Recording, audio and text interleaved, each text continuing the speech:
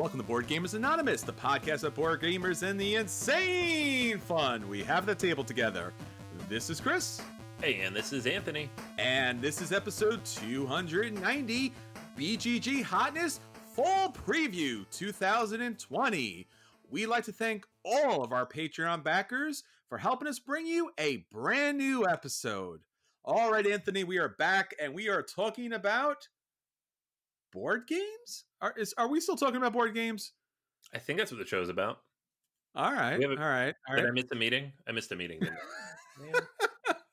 School started this week and everything's just all out of whack. So we've already established it's 2020. Time and space clearly don't exist. So, I don't know. Board games! Yeah. I think that's what we're doing. I don't. Yeah, so this week we are talking about our fall preview for 2020, and Board Game Geek is again so gracious to put together a fantastic list of the new games coming out from September to October in 2020. Of course, you want to know about the latest and greatest in board gaming, so that's why we're here this week, and in general, that's why we're here every week to bring you all the board game content that you've been missing for so long, and to be your friends at the table while we can't be with all of our friends at the table. So join us, if you will, as we lavish our love and attention upon the cardboard and let you know what is great, what you should be picking up, and of course, hopefully what you'll be getting to the table soon. So that's going to be a great feature review. But before we get into all that kind of fun stuff, we have been talking about this for quite some time, for many years, all the wonderful things that we want to do and all the gratefulness that we have for you. We always wanted to do more content, and it turns out we're doing more content. So, Anthony, why don't you tell everyone about more content, my friend? Yeah, BGA Live. We talked about this before, so this shouldn't be a huge shock. But what it is a huge shock is that if you're listening to this on September 9th, the day the episode comes out, BGA Live is tonight. So hop online, guys. So this is a brand new show that we're launching in conjunction with Board Game Arena. And it will be hour and a half, 2 hour show where we go through kind of the board game, I want to say news, but the stuff that's interesting in the hobby, interesting with us, interesting with all of you, the watchers, the viewers, the listeners to this podcast as well. And then we're going to deep dive into a game on Board Game Arena. And we're going to, either sit down and discuss the game. We're going to watch people play and talk about it. We might have special guests on. This week, we're doing Marco Polo, the Voyages of Marco Polo. So we're going to be calling a game of the Voyages of Marco Polo on Board Game Arena, discussing everything that's great about the game, some of the challenges, some of the quirky differences from other Euros, and then, of course, all the amazing and horrible and nonsensical moves that people make in the game as we watch. So be sure to join us. We're pretty excited. This is the first episode that we're doing, and we're going to be doing it every single week going forward for the foreseeable future. And yeah, we're looking forward to it and hope that you all join us and have some fun on Twitch, on Board Game Arena. Yeah, so you can find us on Twitch, but obviously boardgamearena.com. You will see our Twitch stream running there on Wednesday, which will be today, hopefully, when you're listening to this podcast, 8:30 p.m., and that's Eastern U.S. Standard Time. And if not, you'll be able to find the broadcast recorded and later for your viewing. But Anthony, I think the biggest question is, will we? And if we do, how many times will we be making the Marco Polo joke? Marco Polo? Yes. How many times will we be doing that if we do it at all? I guess you'll have to listen to the stream and see if that old dad joke actually comes out there. Well, you do have an old dad on the show, so I don't know. This could be bad.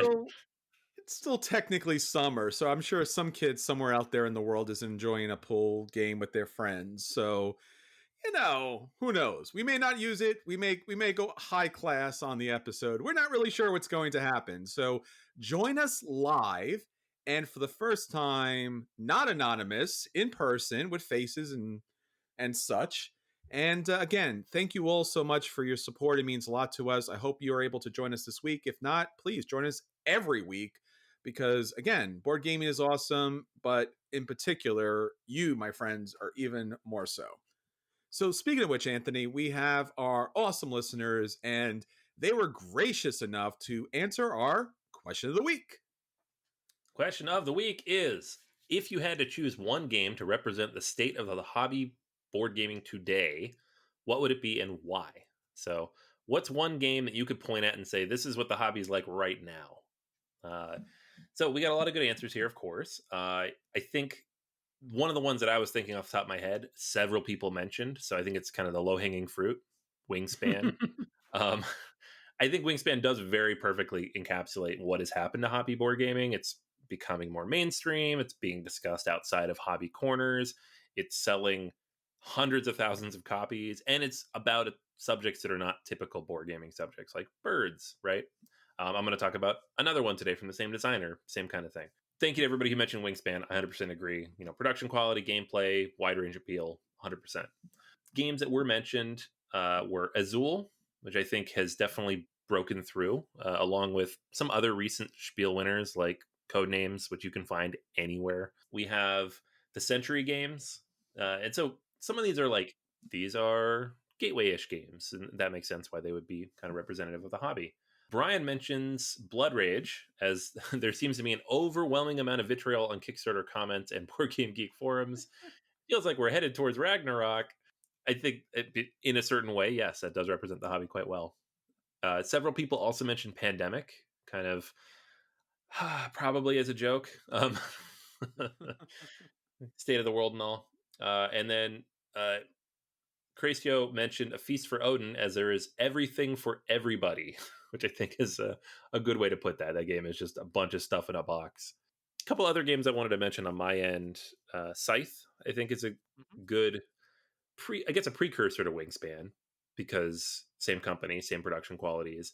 But that was like the first game that kind of came down the pike on Kickstarter and said, nope, everything is big, everything is upgraded, everything's expensive. Yeah. Huge box of stuff. All the expansions will be the same. Here you go. You have to get a forklift if you want to bring this to game night, right? And now all the games are like that. That's just kind of the way it is. Example representation of the hobby is probably going to be Fort/Root, where it's these unassuming, cutesy games that like a mom and dad would probably pick up for their kids, maybe teenagers. And yet it's this really hardcore strategy game. So like board gaming has been around for a very long time, and it has these enormous pedigrees and these wondrous tactics and strategies and deep military kind of like problem solving, and now it's for kids, and you're like, all right. And I think that's one of those things where it's like, you know, what other industries has this wealth of untapped potential that can be made into like family entertainment? I think the closest example probably would be comic books finally doing that in like full mode, where the Marvel universe came out, and it's like, hey, this is now for everyone in a real specific way, instead of just like this haphazard kind of situation, because again, generations of comic books. Now we're seeing that with board games, right? Like, who thought woodland creatures engaged in guerrilla tactics? I mean, how is that a thing, my friend? How did that happen? I have a funny story about that, because I got Fort, as you did. We talked about it a couple weeks ago, and played it with the kids, and they both loved it. My daughter loves it especially, even though she doesn't 100% get it. I have to help her a little bit. But the artist is the same for Root. And so she saw all the Root boxes on my shelf, and she's like, ooh, I want to play that one next. And I was like, I don't think we can do that. And then she saw the stuffed animals hanging up, and she's like, oh, it's the stuff. It's this for kids, right? It's a kids game. I'm like, not really. So like showing her a video of it because she didn't believe me, and I'm like, see, it's kind of not, you know. And then I had the game on Steam came out, of course, and I'm playing that, and she's like, how is this not for kids, Dad? Like, she just didn't believe me. She thought I didn't want to play with her. I'm like, it's not for you. I'm sorry. Fort, we'll play Fort. Yeah, I just think the transition from the heavy war strategy 18XX heavy core Eurogamer to family entertainment without, watering down the essence of the board game, I think, Fort especially, I think Fort's going to be the game of the year. I haven't played everything yet, but I think Fort's going to be the game of the year. But nonetheless, Root was obviously almost everyone's game of the year, when it first came out. So, yeah, I know we have some fantastic, great representation from the hobby this year. All right, so if you would like to add your picks, please. We are not done talking about them and getting them out to the world. So please find us on all of the social medias. We are on all of them. You know all of them, and we're on all of them. So take this opportunity, pause the podcast for a minute, go to your social medias. Guarantee you're going to find us there. And for some reason, if you don't, let Anthony know because he's put us on all of them. And who knows, maybe there's a new one tomorrow. We're eventually going to get Anthony to do TikTok videos. But until that day comes, find us on the rest of them so that we can hear what you have to say. But obviously, especially on Facebook, because it's the oldie but a goodie. And Twitter, of course, where you can answer the question of the week. And of course, boardgamersanonymous.com. And now finally, we'll be on Twitch. All right, Anthony. So that's everything that's going on with our listeners. Let's get on to the games that we want to hit the table. Let's talk about our acquisition disorders. All right. Yeah, this is one I caught at the very top of the BGG Hotness. Had never seen it before, and it's very colorful. So I was instantly interested. It says 10 and up, community 8 and up. I'm like, perfect. Play it with the family. Has a solo mode, double perfect. 100% on board with this one. It's called Coatl. And I'm probably saying that wrong, so apologies if that is the case. But it is a abstract-y type of game in which you are drafting or taking these various little pieces from the center of the table, similar like what you do in Azul, and then collecting them all and then using them to build your own Coatl, the serpent. And you're going to build 3 of those things. They each have a head, a tail, and then a certain number of body parts in between. And they're these really colorful plastic bits. It just looks tactile and fun to work with. And the goal of this, of course, is you want to finish them, but there are specific objectives, right? So there's cards in the game that are going to come out and say certain patterns you want to have, or the certain kind of layout, or certain colors you don't want to have in there. And so you're trying to work towards those while also drafting these pieces and making sure other people don't get what they need. And it seems like it's going to be very much along the lines of, recent releases like Azul that kind of hit this sweet spot of simple rules, deep, emergent gameplay because of the abstract nature, family friendly, but also possibly a little mean, as most abstract games are, which, as I've learned, kids actually kind of like that, unless you do it to them. And then it's just colorful, and the artwork on the cards looks really fun and fantastic. So I'm very interested in picking this up. Both the designers are new. The company that's releasing this, Synapses Games, I haven't personally heard of before. I think it's Heidelberg over in Germany. Yeah, it's kind of came out of nowhere for me. I hadn't heard anything about it. I think Z Garcia might have done a review, so maybe that's why it's up at the top of the hotness. But it is now on my personal list to pick up. I have it pre-ordered. I think it comes out in like a week or two when you're listening to this. So Coatl, check it out. If you're on BGG, you've probably already seen it, but click on it, check it out, and see if it's for you. Yeah, it's a very unusual game. I don't think we've seen kind of this puzzle building, really unique pieces. I think the closest thing I can remember is Reef, where it had those kind of big chunky plastic pieces you could put together and just a really nice eye design style for the game. So yeah, I didn't think this looks great. This is definitely something you could play with the family at the table, and it looks to be a lot of fun. All right, so that's everything that we want to hit the table. Let's talk about the games that did hit the table, and we'll let you know if those games are a buy and you should run out and pick those games up, if those games are a play and you should sit down and play them, if those games are a dodge and you should avoid them at all costs, or if those games are, in fact, the dreaded burn, please avoid them. Don't let them get swallowed up by a giant plastic snake. Anthony, what do you have up for us this week? All right. I mentioned this at the top, a little bit of a tease. The new game from Elizabeth Hargrave, Mariposas, came out last week, and I got a chance to play it.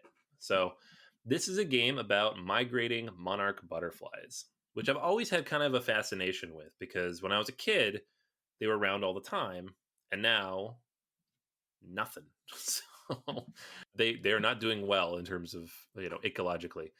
And So it's an interesting idea. Like the rulebook does talk about the story of them and how many there were back in the day and how many there are now and kind of the journey that they go on. But basically, they leave Mexico, they migrate north, all the way up through North America, breeding along as they go, and then eventually those generations come back to Mexico. So it's just like this massive multi-generational migration. And the game takes place over 3 rounds that kind of represent that. So you have the 3 different seasons. Each of those seasons, you're going to get a varying number of turns. So you start in spring, I believe, and you're going to get 4 turns. Then in summer, you get 5, and fall, you get 6. So over the course of the game, you get 15 turns. On your turn, you're going to play a card down, and the card's going to have some number of movement steps that you can take. So it might say, like, move 3 butterflies 1 step, and it can be the same butterfly, but you move 3 times, or move 1 butterfly 5 steps, whatever it might be. Each of those seasons also has some kind of goal. So it'll be have as many butterflies as you can north of Atlanta. That's one of them that came up when we were playing. And you get a point for every one of your butterflies that gets north of Atlanta. You might also get points for having butterflies on different colored squares. The board itself is like this big hex grid that is broken up into 5 different colors. And then there's also cities on there that represent different bonuses you can pick up. So when you move your butterfly, you move them up, they land on a space, you get whatever flower token is there. If you land on a city, you get to flip over that tile, roll the flower die, and take the bonus. There's some cards you can pick up as like a set collection element. And if you get all 4 in the set, because there's 3 different colors for that, you get some special bonus for that as well. And if you land next to the milkweed, you can breed your butterflies by spending those flowers you've been picking up, and then you upgrade them to the next generation. Each season, you're going to lose butterflies from the previous generation. So when you go from spring to summer, if you have bred no butterflies, you get to place one of the 2s out for free, and then all of your 1s go off the board. So you definitely want to be doing this constantly so that you're upgrading them and moving them up, right? End of the game, you get a huge bonus if you get your butterflies back down to Mexico. And the more of them you get back down there, and they have to be generation 4s, but the more of them you get back down there, the more points you get. So you're trying to balance out points from the goals in each round, the bonus cards that you pick up along the way, and then the end game scoring by getting back to Mexico with those 4s. And so the scoring track goes all the way up to 50. We were in the 20s and 30s with our scores first time playing. So it wasn't like nobody ran away with it. It was not like something you could just, stomp everybody at. It's hard to kind of wrap your head around what you're supposed to be doing. And those goals are hidden until people breed the butterflies or you get to the round. So you don't even know what you're working towards in the fall necessarily. This game is very much unlike Wingspan. It's not a tableau builder. It's not, you're collecting sets and you're moving around and trying to manipulate your space on the board. There's no area control really here. You can share spaces with other people, but you want to get to certain locations. And so if you're too far away from that location, you're not going to get there. You can't score the extra points. So you kind of want to spread out and diversify and set yourself up early so that you can get back to Mexico at the end of the game and score the most possible points of those generation 4 butterflies. So I really enjoyed it. I thought it was a really fantastic, accessible game. Like, there's no text on anything. It's all language independent. It's easy to pick up what you're supposed to be doing. I was able to teach it to my kids without any problem. Helped the youngest a little bit, but generally speaking, it was very quick and easy to pick up. I don't want to say it's like a gateway game, but it's definitely in the same ballpark as a Wingspan, where it's a good family style game that you can play with just about anybody. It's clever. It's very tightly designed. There was no like loose ends or anything. Nothing felt out of whack balance wise. Like, it's clear that Elizabeth Hargrave's not going away. That Wingspan was not a one-hit wonder. This game is very well designed. It's very precise and direct, and it's cool that it came out so quickly so that we just get more takes on these things. It would be interesting down the line too, like to see if she branches out and does something outside of birds and butterflies and nature in general. But I mean, if that's what she enjoys, that's awesome. But just, you don't want to be pigeonholed as the person who has nature games, right? You're hoping for something in the 40K universe? Yeah, right? Why not? A nice tableau builder with oh man. But yeah, I really enjoyed this. I think it's fantastic. The box says like 14 plus, I think, and that's just AEG not getting it rated. Community rating on BGG is 8. I agree. Like, my 9-year-old had no problem. My 5 going on 6-year-old was pretty close. So very solid game. I give this one a buy. If you like Wingspan and you're not expecting Wingspan 2, because I think some people might be disappointed in that it's not really the same game, check this out. It's really fantastic. And I was pleasantly surprised. I do think I like it possibly even a little bit more than Wingspan, but I wasn't the hugest fan of Wingspan in the first. Like, I liked it, but that was a solid play for me. This one's Yeah, I think the hardest thing for designers to do is just to pull out a whole different gear, just to do something radically different. And that's one of the things we always loved Feld for, was he had different gears. Like, it wasn't just like the castles of Burgundy 15 times. Because there are some designers that do that. And then again, that's not a bad thing. They refine their design, they come up with different variations for it. But when you can do something different, bravo, as far as that's concerned. This was a game that was hotly anticipated. We've seen a lot of designers kind of produce and I hate to use this kind of terminology, but like a one-hit wonder, come out with their second game and it just drops like a dud for whatever reason. It's fantastic to hear that this game is as great, but in a different way than Wingspan happens to be. And again, that it's a different gear, it's a different thing altogether, because that's really what you like to see. I mean, we might see Hardgrave just, maybe 10 years down from the line doing her own like massive Kickstarter collection with all like new pieces and yada yada yada as far as that's concerned. But yeah, I can't wait to get this to the table. All right, so that's everything that's hitting our table. Let's get on to our feature review. So for our feature review this week, we are talking about the hottest games that are coming up for September to October. That's burning up Board Game Geek's list. Anthony, what are you thinking about this upcoming season? What are we looking at? And give us a rundown, my friend. Yeah, what are we looking for? What are we doing? I don't know. It's 2020, man. I don't even know. Cats and dogs living together, board games. Oh man. Yeah, so BGG put up their September and October preview. They did this for the summer. This one's a little more interesting because it's all the stuff that would have come out at Essen, which is always more interesting to us. So very much so. Lots of Euros. I feel like a lot of stuff got delayed out of Gen Con too, so it wasn't on any list over the summer. But this list is pretty solid. There are a lot of things on here that we'd already covered, and then a lot of things that were a little bit lower on the list we just didn't get to. We'll come back to this probably closer to Essen and do it again and pick up everything we missed. But a lot of good stuff. I'm intrigued. There's a lot of good stuff coming this fall. So I don't know how to buy any of it, but it's coming. So I organized these by thumb rating on BGG and then sorted them based on what we've already talked about. And so some of them you might be like, why is that on there? And I will say, I don't know. But we're going to mention it anyways because a lot of people are excited. I say that because the first game on the list is Red Cathedral from Devere Games. And I don't know why it's the top of the list. It looks interesting. I mean, it's got a Mancala element, a little bit of area control. The artwork is intriguing. Devere Games has done some interesting stuff. I don't know that they've had a game yet where I was like, wow, this is fantastic. But they've had a few that were very unique and had different mechanics. So I don't know, keep my eye on this. It's about building St. Basil's Cathedral in Russia, which is a cool theme. I don't know. So are you concerned that there is interference in the voting from the Russians? I'm just saying. Man, we got political fast. Move on. Okay, moving on. You were asking how it got there. That's true. Oh man, preview things to come. Let's hope not. Lost Ruins of Arnic.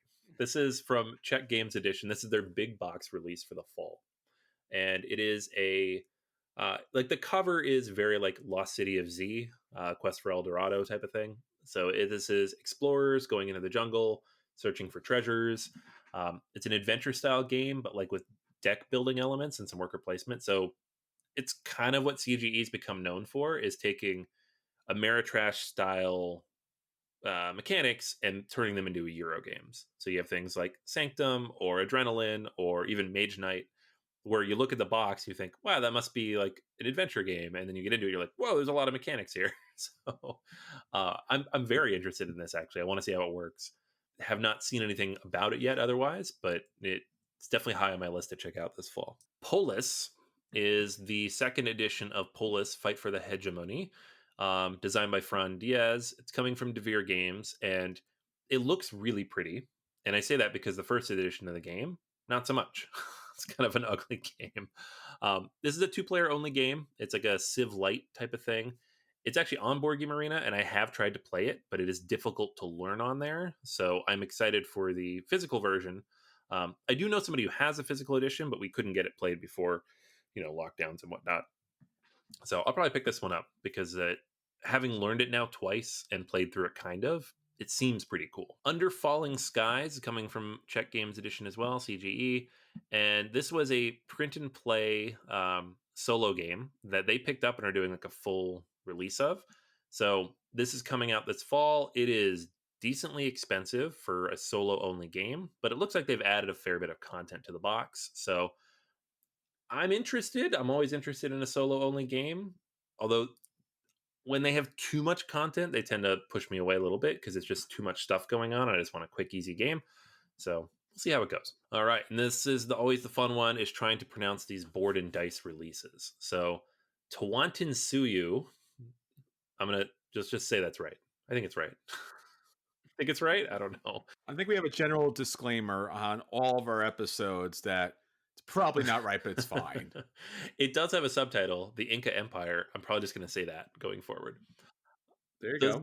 We're fine. Yeah, I'm done. We're good.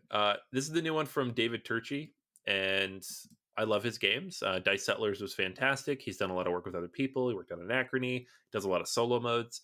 So I'm pretty excited about this. It's in that board and dice line of like historical type of games with crazy long, hard to say names, building out what looks to be kind of like a pyramidish type structure, placing things in the middle of the board. So I don't know as much about this as I would like, but I do know I want it. So I don't think it matters if I know any much about it. I'll get it. I'll play it. I'll tell you guys about it when it comes out. But yeah, this is looking pretty good, and I think it comes out in October, November. Praga Kaput Regni is the new Vladimir Suchy game, which I think you might have mentioned a few weeks back. I have not read much up on this one. I know you probably have a little bit, right? Yeah, I love all the things about this. There you go. It doesn't really.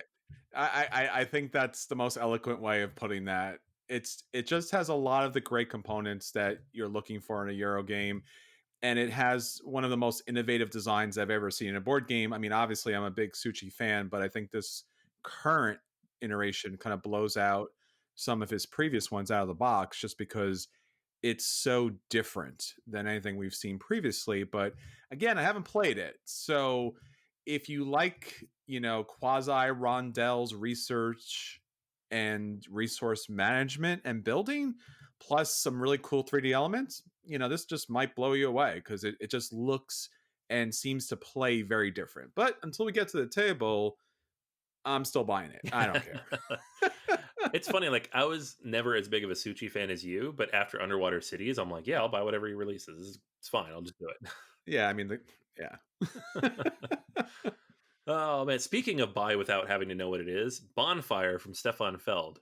This is coming. This was going to be his big Essen release, I believe, and it's just this big sprawling puzzle-looking game. I don't know enough about this. I know we looked at it a little bit not too long ago. It's got a bit of like a fantasy element, like you are gnomes living in a city and you have to light a bunch of bonfires or something. But mechanically, because it's a Stefan Feld game, there's a bunch of stuff going on. Like you're moving your ships around to different islands, you're taking tasks, moving resources around, you're inviting these guardians of light into your city. There seems to be like a programming element to it, where like you're trying to trigger these processions of these different things through the city and moving your resources around. Big old puzzle game. And I don't know if it's like Aquasphere, but just the way it's described seems to remind me of that a little bit. And maybe that's just because it's like a goofy theme and that maybe that's all it is, but I'm pretty excited for it.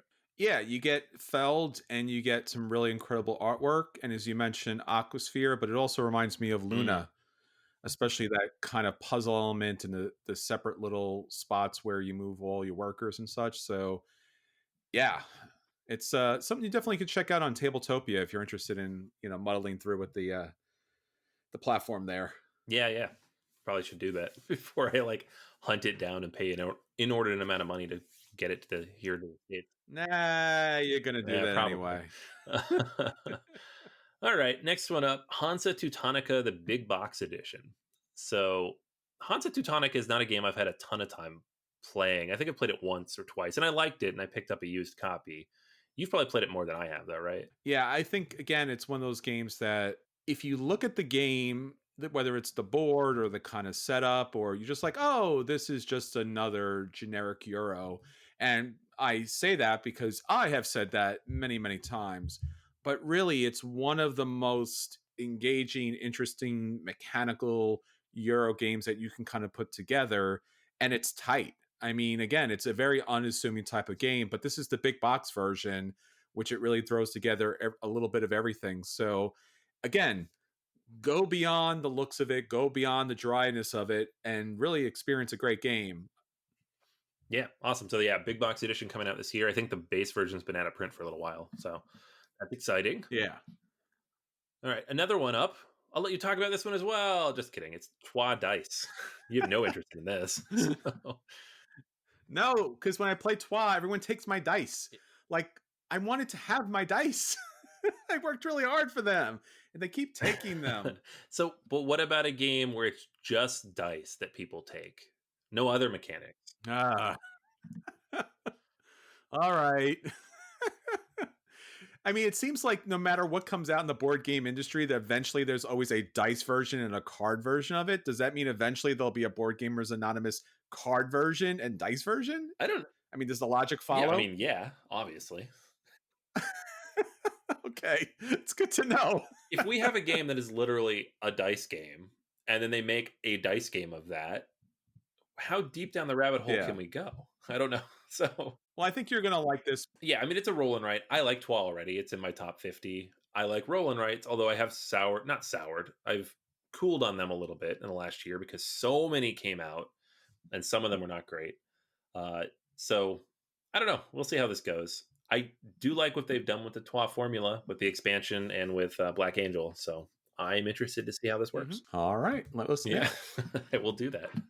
All right, Polynesia from Ludonova and designer Paris Sylvester is a network and route building game. It looks relatively light, small box type of thing. Like it reminds me of like at least at the look of it, I don't know mechanically, of a Reiner Knizia game where it's just you've got some meeples and you got some boats and you got a bunch of islands you're trying to connect, and mechanically that seems to be what you're doing. So it's pretty though. It's very nice to look at. Paris Sylvester has done a lot of really good games. The Lost Expedition is one of my favorites. The King is Dead is fantastic. That's getting reprinted. This should be interesting. Like, he's very good at these small, quick, under 90-minute games that have a little bit of depth to them. So I'm interested to see how this one turns out. All right. The Quacks of Quedlenberg, the Alchemists.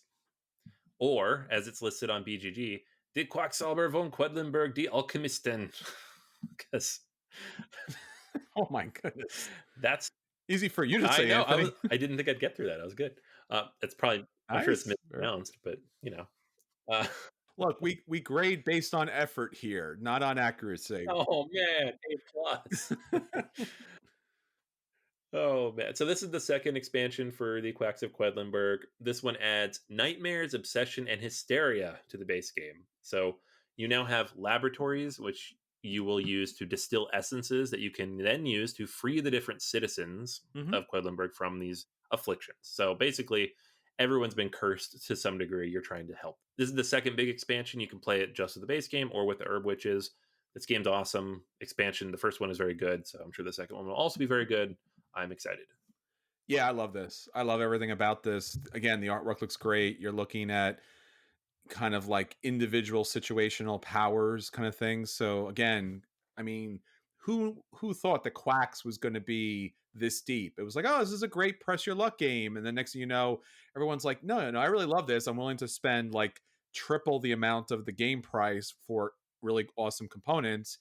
And then like they came back and they were like, yeah, let's make this, a big, multi-level type of game. And at least at this point, they have not disappointed at all. Yeah, no, it's such a fantastic family weight game now. All right, so moving on, we have Anno 1800, This is a new game from Martin Wallace. It's based on a popular computer game in which you're building up your industry and developing an island on which you happen to live. So we all know Martin Wallace is a fan of the Age of Industry. Like half of his games focus on that in some form or another. So this one again focuses on that. It has deck construction. Of course, there's cards in the game because it's Martin Wallace. Cool thing though is because it's taking mechanics from the video game, you have things like tech trees, different types of workers like farmers, craftsmen, engineers, investors. You have to kind of work into your strategy. So I'm interested to see how he takes like a more traditional like resource management strategy style of PC game and turns that into a board game, because I feel like he's always been kind of close to that anyways. So this should be fun. All right. Curious Cargo. This is the second game from Ryan Courtney and Capstone Games. He designed Pipeline, and this is for 2 players only. So this one's been up on pre-order for a little while now on the Capstone website and should be coming out, I think, in October. And it is, again, kind of that pipeline style approach where you're like taking tiles and building out a little tableau with them and moving things around. I guess supply chain the game. It's kind of what his stuff ends up being, but it's pretty. It's engaging, and it's like a more Euro-centric style 2-player game. So I'm intrigued. All right, 2491 Planetship. This is from Meebo Games and Antonio Sousa Lara, and it is a big, sprawling sci-fi game that re-implements City of Spies, Estoril 1942. So this is a game from 2015. I think Stronghold might have released here. That it did okay, but I don't know that it stuck around for too long. Obviously, getting rethemed this quickly, not so much. But that game had a very interesting theme. This one is obviously, 25th century sci-fi. It's a little more generic in terms of a theme, but the artwork and the coloration and the way it's being presented is very bright for a sci-fi game. They're usually generally very dark. So I'm interested in this. I didn't play, City of Spies first time around, but this game definitely looks, more up my alley in terms of theme. All right, next up we have Kramer and Kiesling's Paris. This was up on Kickstarter not too long ago, and I think you talked about it a little bit, right? Yeah, I really like this game. It looks like a family way kind of gateway game, but has a lot of the kind of like engaging basic kind of mechanics of any kind of Euro building situation. So you're running around collecting resources, unlocking other resources, and again, as a fantastic production from Game Brewer, I think it hit its goal pretty early on. A little on the expensive side, but definitely a game that you want to get to the table. All right, next up we have Cafe. This is a quick production chain game about getting coffee that only takes 20 minutes to 45 minutes. So it's really quick, it's light, it's like a smaller box, and it has some really intriguing artwork on the cover, which kind of caught my attention. Mechanically, it seems fairly straightforward. It's based on you are coffee companies, and you're trying to basically go from plantation, aging the coffee, roasting it, distributing it, creating and building a supply chain of coffee, the whole 9 yards, but only in like 30 minutes. So I'm interested to see how that works. Anytime someone takes like one of these larger economic concepts and takes it and boils it down into the bare minimums, it either works really well or doesn't work at all. So we'll see how this one pans out. Yeah, and like you mentioned here, the artwork here on the cover is just so wonderfully unusual, and it really integrates one of the kind of interesting mechanics I really liked from Smartphone Inc., where you have this kind of overlaying puzzle parts that kind of fold on top of each other, and then based upon how they link up, you're scoring points and you're gaining resources. So it's very unusual, very different, and definitely something you should be checking out. All right. Next up, we have the third in the Clever trilogy from Wolfgang Warsch, Clever Hoch Dreh. I don't know what that's going to translate to into English, but it is the third one, and I will be picking it up. So, same mechanics as That's Pretty Clever or Ganz schön Clever, and Twice as Clever, but with all new scoring areas, which might not sound like much, but Twice as Clever was actually very interesting as like the sequel to Ganz schön Clever. Mhm. And I, give me more different ways to roll those dice and score points. I'm all about it. Sure. Okay. You like it. It's fine. I mean, it does feel a little samey to me, but if you like it, roll on, my friend, roll on. I will. All right, next up we have Whistle Mountain. This is the sequel, or I guess I'm going to call it sequel to Whistle Stop. So the designer of Whistle Stop, Scott Caputo, Mhm. is, he did Whistle Stop, he did the Rocky Mountain expansion, and now he's working with Luke Laurie, who designed one of my favorite games, Manhattan Project Energy Empire, Yes. which took the mechanics of a very good game and created something new and wholly different with it, and was just such a fantastic Mhm. resource management tableau building type of game, worker placement in there. So this game is a standalone. It's not a sequel to Whistle Stop.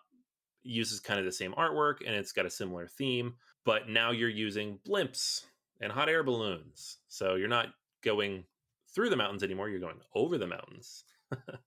And it's got some other mechanics that might sound more familiar from Energy Empire. So, like, there's worker placement, you're investing all the money you got from railroading into new technologies, you're building up resources and upgrading abilities.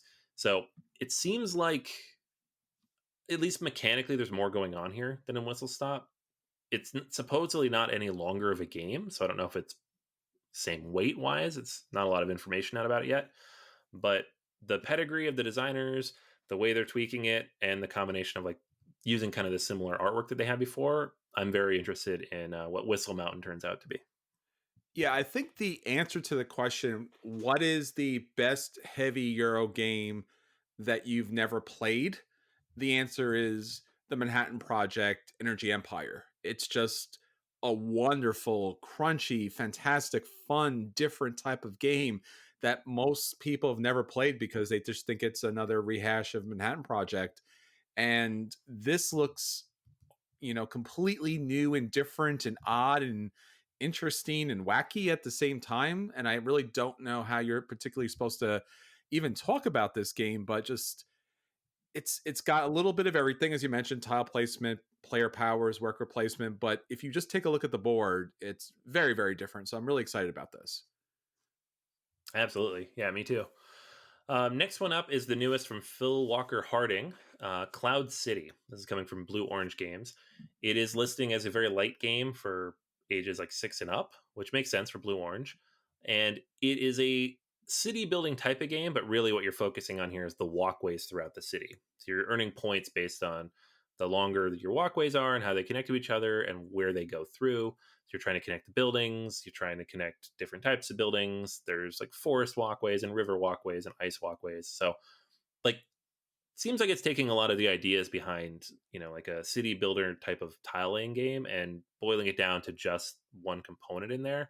And Phil Walker Harding in particular is very good at these light family weight tile laying games, like with Barron Park and the Gingerbread House. Like, he's very good at building these. So this is a game I'm very interested to see how it works out for my family, especially because they do love those games. And then last but not least, this is something I'm personally very interested in: the Robinson Crusoe Adventures on the Cursed Island Treasure Chest. I've been saying they need this for years because Portal Games has released dozens of promos for this stupid game, and I can never remember which ones I have, which ones I don't have, where I got them, if I lost one. I think I opened the box not too long ago, 2-3 months ago, and I had like one expansion that I had like 3 of that I just picked up at conventions. So this box gives you all of it plus a few new ones all in one thing for one price, and you just have all the extra stuff that's ever been released for Robinson Crusoe. And hopefully they don't make any more, because then I have it all. Yeah, I think again, this is another one of those games that most people have never really gotten through just because it's just a box full of stuff. And it's a great game. I mean, I love the innovative mechanic about, like, how are you going to succeed? Are you going to risk it with 1 die, or are you going to go with 2? And if you do that, there's consequences to that, and the cards go back into the deck. So yeah, you stepped on some random thing, but maybe it's a thing that's going to hurt you later, maybe not. I mean, it's just such a smart idea that your past actions plays back into the deck as future situations. So wonderful, but it's such a box that you have to kind of like cut through the chaff of the game because there's just so many components for every different variation of the game. And unless you have someone who's mastered or played through all the different scenarios, it's a bit of a mess. All right, so that's everything that's going to be coming out in this upcoming season. Obviously, we'll hear about new games with Essen Spiel right around the corner, but take a look at these games and see if it's something that you'd like to add to your list, add to your collection, and hopefully add to the table. All right, Anthony, so that's everything for this week. Until next time, this is Chris. And this is Anthony. And we'll save you a seat at the table.